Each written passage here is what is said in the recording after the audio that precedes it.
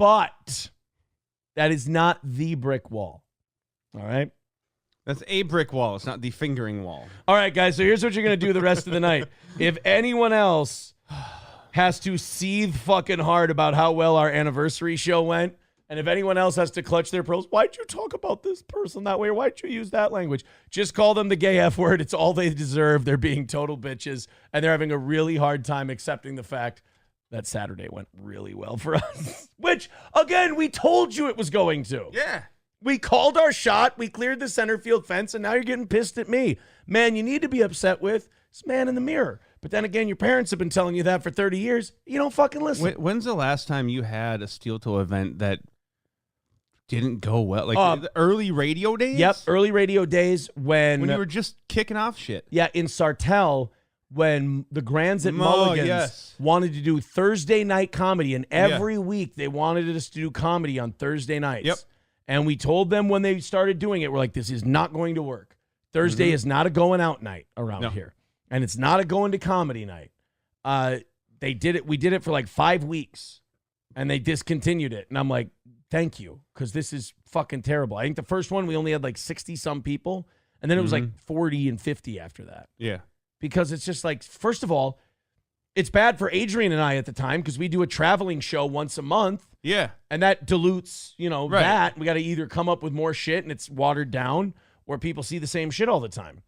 And then for them, it's not good because you got to hire bartenders and shit on a Thursday night to do comedy.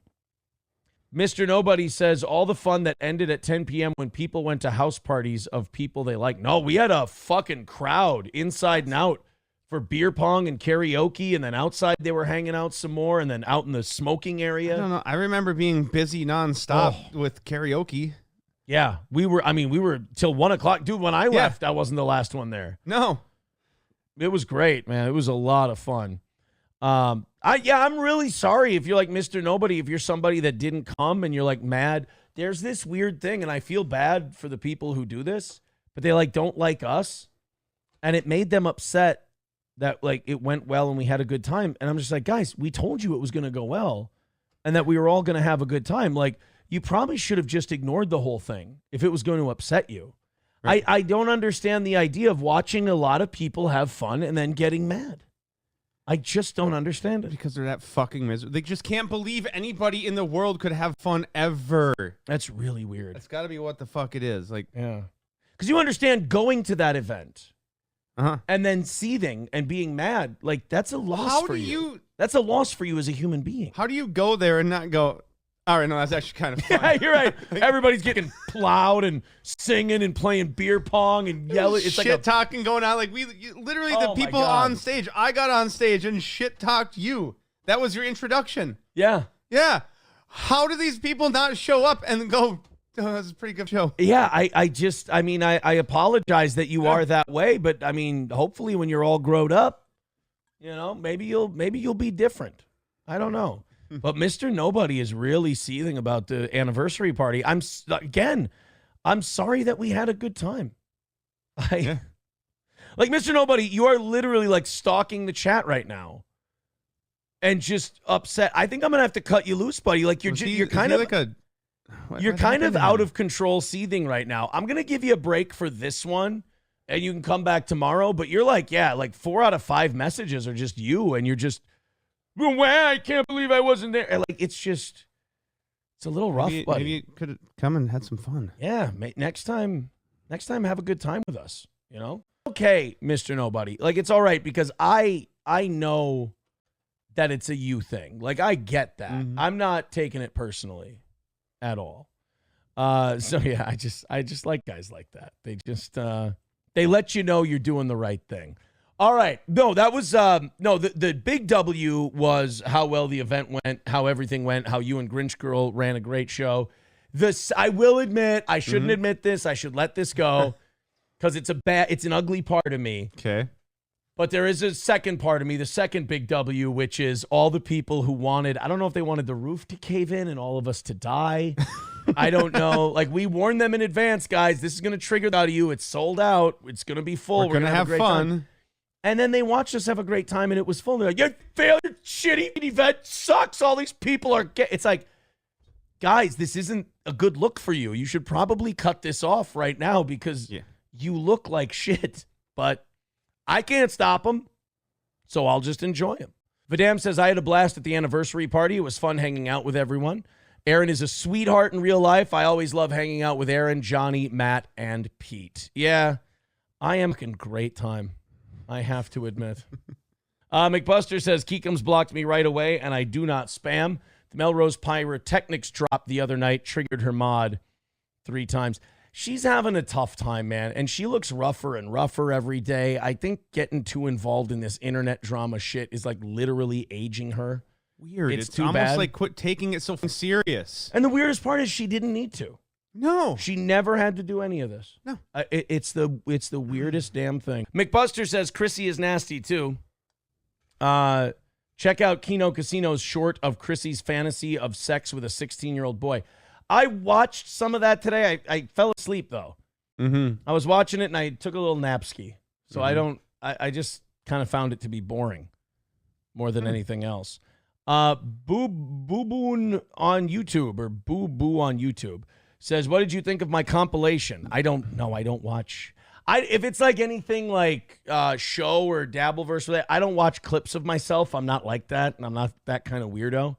So if you're doing anything like that, best of luck to you. I mean, I certainly don't wish you anything bad. It's the internet. It's all for show. It's all pro wrestling. But I don't know. Whatever your compilation is about, I hope it goes well. And certainly if it's against me, believe me, I don't take it personally. You and I don't know each other. I can't really get upset about anything you do. Rusty Grammar says steel-toe detractors are all jealous KNs. You know what? That's probably accurate. You know what I love about what we do at our anniversary shows? Like, we use bad language. The audience uses bad language. So it forces all these tough guy, free speech fucking streamers to, after it's a full room, everybody's laughing and having a good can't shit on that. Right. The naughty words they're using. So they have to turn themselves into pearl-clutching bitches and go, oh, it's just so inappropriate, that language. They have to turn into sit-down pee girls to criticize us. And I'm like, again, you guys, just stop going over our anniversary shows. It's always going to be a W for us and an L for you. Let it go. I help my haters more than anyone else, and they don't listen to me. No. I'm going to say this. Guys, enough with that shit. Wow. Really. I'm not cool with the N-word chants and shit. I said that Saturday night. I go, guys, cut it out with that shit. See, guys, I'll tell you why. Hold on, Matt. Yeah. I'll tell you why, guys. It makes us look like retards. It makes us look lowbrow and retarded. And so the N-word chants and the K-word chants, like, it's not, you don't see me doing that shit. Don't, especially on my show. Don't start the N-word and K-word chants on my show. Throw your own show and then start those chants. When I was telling you on stage Saturday that I wanted you to cut that shit out, I wasn't kidding. Well, see, they didn't believe you because you were shit-faced hammered by the time you hit the stage. Right. Me being hammered by the time I hit the stage didn't help my authority. No, it did not. See, now what you need to do is what you're starting to do. You need to condition over time to work away from that. There is this weird thing where, like, because of the kind of show I do, the audience thinks that I'll like certain shit. And I've never given the idea that I like that kind of shit. What they do is they go, oh, Aaron likes edgy humor. Yeah, but I don't like retarded, like easy, simple, edgy humor. There's gotta be a rhyme or a reason. Like because we do have black fans, we do have Jewish fans. And you are the performer on stage, though, and your crowd does have, because of the way your show has been built, your crowd interacts with you when you're on stage. Yeah. They are not performers. They don't quite understand all of these things. Yeah. So fucking cool it with that shit. I mean, whatever. I mean, I'll go up there. I'll laugh at it if it happens. You did it Saturday. You did it Saturday. We did what we could. But yeah, Raz, never again starting fucking chants like that. It's just gay. It's just fuck. I'm not like offended by it. I'm like, oh my God. It's just try hard. It's just, I get so cringed out when people like start like an N-word chant, like, oh, look, we're using the N-word. All right. Because like, I can appreciate it being used comedically when it's strategic and it's put in there and you're like, whoa, that was a shocking like way to use that word to make that hit. We're just yelling it over and over. You just kind of sound like a retarded drunk more than anything else. And plus now, as performer on stage, now I have to recover from that. There's no way you recover from that. They did all start drinking at 2. I know. That's why I say we might just not sound like retarded drunks. We might they are retarded. It's 9:00 at night. They've been drinking since 2. They're retarded drunks. We might not do a comedy show next year, and we might just let everybody come and party. And we'll MC some shit and do that. But a stand-up comedy show, making a bunch of drunks sit tight and be respectful for 90 minutes is not going to happen. And if you do have a comedy show at 8 at night, in fact, we talked about it this year too. We're like, maybe we shouldn't do the comedy show that late, but it was too late to change it. But it's then you go up there and you're almost setting yourself up for them to do shit like that. Yeah. So what do you do? Raz of Chaz with $5 says, sorry, I won't do it next year. I figured it would be fine because of what Gino said last year. Yeah, Gino says it once or twice in his act. He doesn't yell it and scream it. You also got to think about this. Stoney's is a bar, and sometimes the doors are open, and all of downtown can hear what you guys are screaming. And I don't think Cheetos needs that smoke. You know what I mean? So, and you're saying, oh, it's because of what Gino said last year. Right. Gino, one of the performers. Let the performers handle the edgy shit. You guys just be drunk and have fun. Whatever happened to yelling out, you're gay? You're a homo. I don't give you shit for that one. Fast forward to next year, you're going to be yelling at everybody for calling you a homo. You want to chant queer or homo or you're gay or, I get it. Butt pirate or whatever. Fine. Cool. Triple N writes, you getting mad makes it funnier. Yet believe me, this is the curse I've had for 10 years. Yeah. I built this audience and now I have to babysit it. And then when I tell it, hey, get off the windowsill. They get back up on the windowsill. They're just going to have to fall out of the window like Eric Clapton's kid. Then they'll learn. I got to lose one. I got to have one from curb stomped by 3 black dudes at one of our shows. And the black dudes go, you want any of this? And I'm like, no, I told them not to do that shit. I actually called this. I'm going to watch those 3 black guys beat him to death. And I'm going to go. Hey, just wait. No, hold on. Let me call Melton's fan over here. They'll show you the video of when I told them not to do this. Yeah, Silver Wolf said, this is our audience in a nutshell. He goes, oh, I'm sorry. I thought this was America. It's not that you can't. It's a context of if you should. Right. That's what Aaron's trying to say. He's not being an asshole about it either. You're just trying to be like, guys, we need to dial this back a little bit. Guys, the way the world is right now. Yeah, you know what I'm saying to you right now? Whisper it to each other.